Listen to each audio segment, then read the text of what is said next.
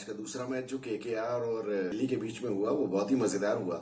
और अगर बारिश गिरने से विकेट इतना इंटरेस्टिंग हो जाए जो कि मैच को इतना फाइटिंग कर दे, तो मुझे लगता है हर मैच के पहले थोड़ी बारिश करवा देनी चाहिए। टॉस जीत के दिल्ली ने फील्डिंग की, जो कि ऑब्वियसली उन्हें करना ही था।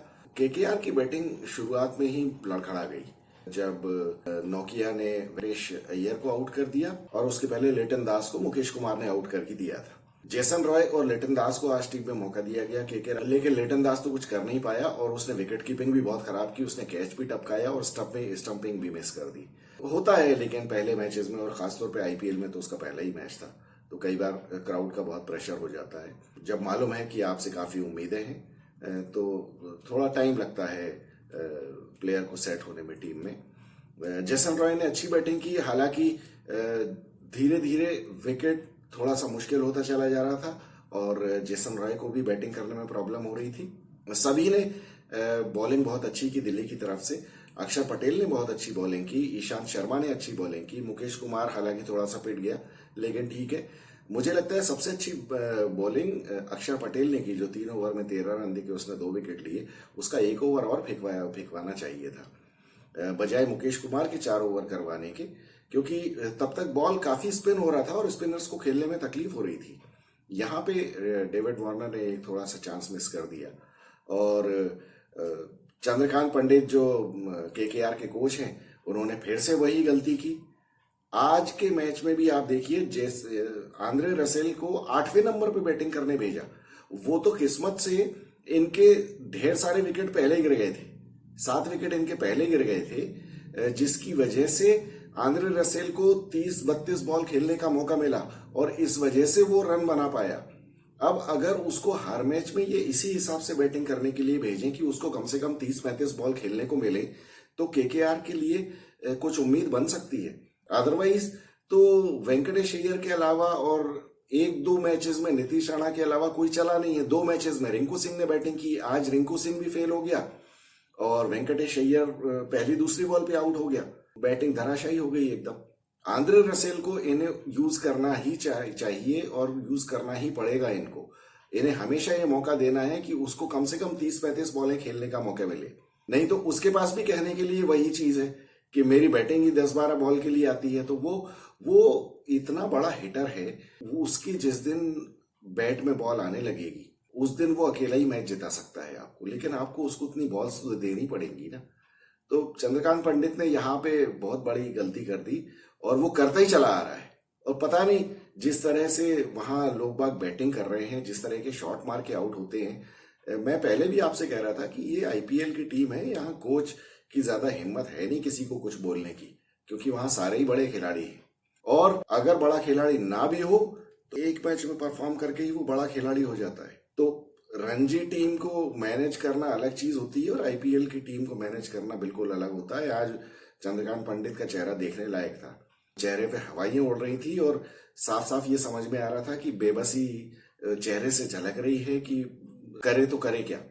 इसी वजह से कोलकाता की तो बैटिंग एकदम ही कोलैप्स कर गई और 128 रन ही बना पाए। वो तो आखिरी में आंद्रे रसेल ने कुछ 3-4 छक्के मार दिए, इस वजह से कुछ रिस्पेक्टेबल हो गया। अदरवाइज ये लोग तो 100 रन भी नहीं बना पाते। एक बात माननी पड़ेगी कि बाद में जब बैटिंग दिल्ली की शुरू हुई, डेविड वार्नर ने एक्सेप्शनल बैटिंग की है। इस विकेट पे जहां किसी बैट्समैन को समझ में नहीं आ रही थी बॉल और बॉलर्स इतना चढ़ के बॉलिंग कर रहे थे, वहां उसने 41 बॉल में 57 रन बनाए।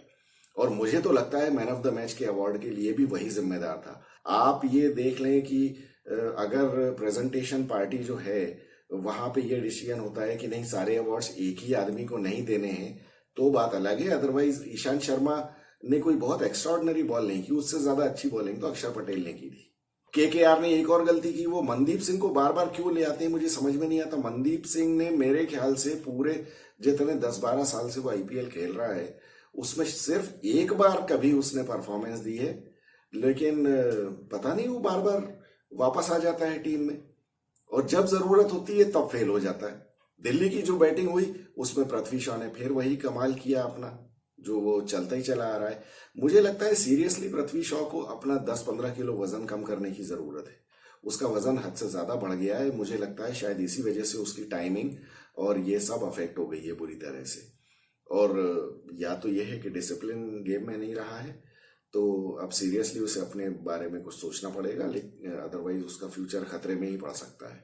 बाकी तो फिर जैसे ही स्पिनर्स को ग्रिप मिलने लगी तो नीतीश राणा ने कप्तानी इस टाइम बहुत अच्छी की कि उसने फास्ट बॉलर्स को हटा ही दिया। टोटल फास्ट बॉलर से 3.2 ओवर्स ही करवाए।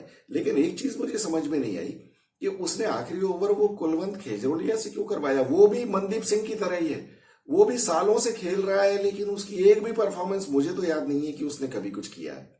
उमेश यादव के होते हुए लास्ट ओवर उसने कुलवंत खेजरोलिया को क्यों दिया होगा। चलिए, मैंने मान लिया कि आपके पास कोई स्पिनर नहीं है, लेकिन Umesh Yadav is 100% better than Kulwant Khejroliya. फिर 7 रन बनाने थे, 7 रन उमेश यादव होता तो शायद और ज्यादा मुश्किल हो जाती। रही सही कसर को उसने नो बॉल फेंक के भी कर दी।